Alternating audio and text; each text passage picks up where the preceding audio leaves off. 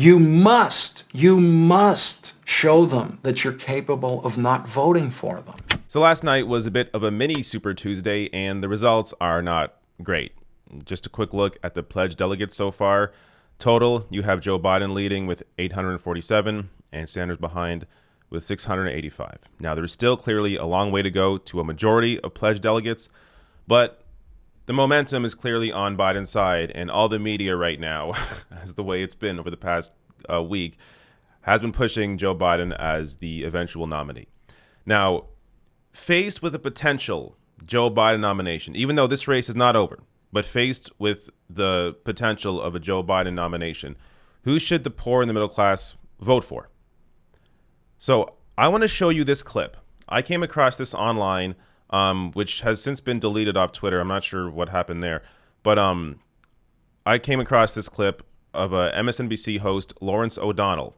Now, this is from a 2006 documentary about Ralph Nader called An Unreasonable Man. And Lawrence O'Donnell has some advice for the left here that I think will surprise you if you've been watching cable news recently, because this is not what they're going to be saying today. But here's what Lawrence O'Donnell said in 2006.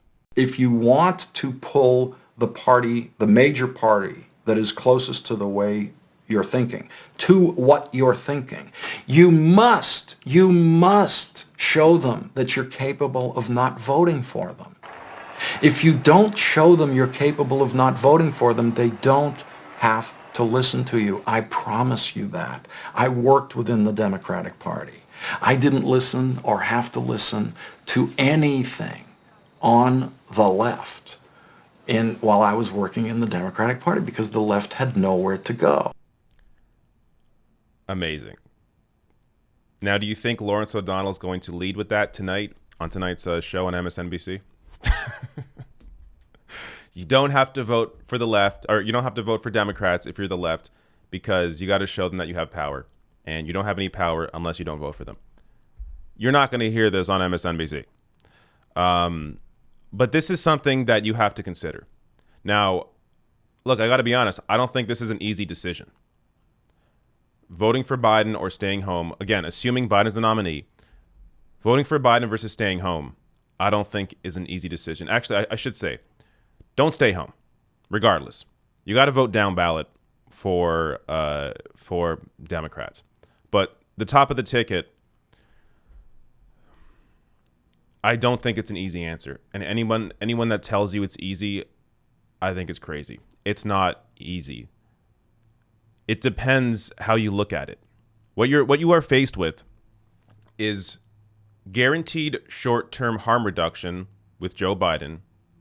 Guaranteed short-term harm reduction. I know it's not going to be enough, but it's definitely short-term harm reduction versus the chance at long-term harm reduction and power. I tend to side with guaranteed short-term harm reduction. That's where I'm leaning right now. I mean, look, if you're in New York or California, who cares? Like, New York, California, they'll vote Democrat regardless. You can vote third party or leave the top field blank, whatever. But every other state is kind of up for grabs.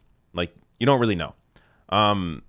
So it's not an easy answer. And I'm never going to shame anybody into voting a certain way. Voter shaming does not work. You have to actually make the case, which is what I'm trying to do here. I'm making the case for both sides. So in the short term, if there is a Joe Biden nomination and you're faced with Biden or Trump, obviously don't vote for Trump ever. Just making that clear. Never actually vote for Trump. But it's basically Biden or leave it blank. With Biden, you have at least, I know all of these are just, like, it's not going to be enough. But climate change is a serious issue.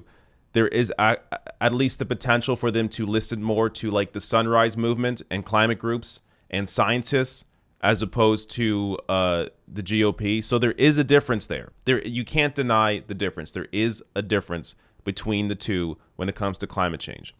When it comes to the Supreme Court, same thing. Federal judges, same thing. Cultural issues. This is a big one.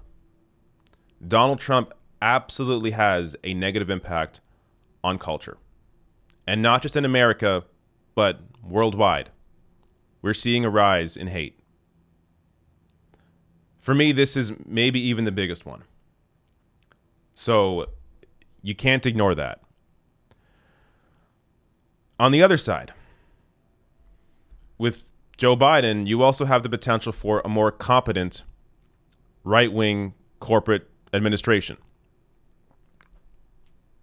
Potentially more of a chance at Wall Street deregulation with people like Michael Bloomberg and Jamie Dimon in control in the cabinet. I mean, those are the names that that Biden's team have floated. Michael Bloomberg and Jamie Dimon.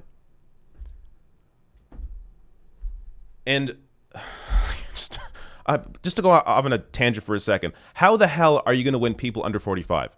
If you look at the exit polling, it is night and day. Bernie Sanders wins like 80% of people under 45. Joe Biden wins 80% of people over 45. You are not going to win an election against Donald Trump unless you have young people out to vote for you. That is just a fact.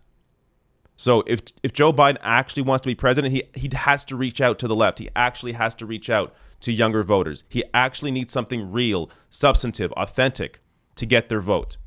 You're not going to voter shame them into winning. It's not going to happen. You can't use the Hillary Clinton strategy of 2016. It doesn't work. But apart from that, with Joe Biden, or if it's not Joe Biden loses. In 4 years, Democrats have another shot at putting up somebody like Nina Turner, Rashida Tlaib, Ro Khanna, someone that can actually carry this mantle forward. So I don't think it's easy. But I mean, either way,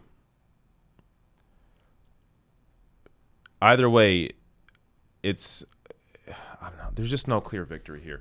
Like, it's hard to accept the fact that real change takes way too long and that everybody is always against you at all times. The media, massive corporations, the political establishment are always putting their foot down on the poor and the middle class, always. So the one thing you have to keep in mind is that you would have more power under a Democratic president, even though it's nowhere near enough power, but you would have more power under a Democratic president than under the GOP. And with Trump, it really is a different thing because of the cultural impact, the serious negative cultural impact that Trump carries with him. So I don't know. This is something I don't have a clear answer to. Again, I'm never going to voter shame anybody. I'm just giving you my thoughts, my opinions on this whole thing.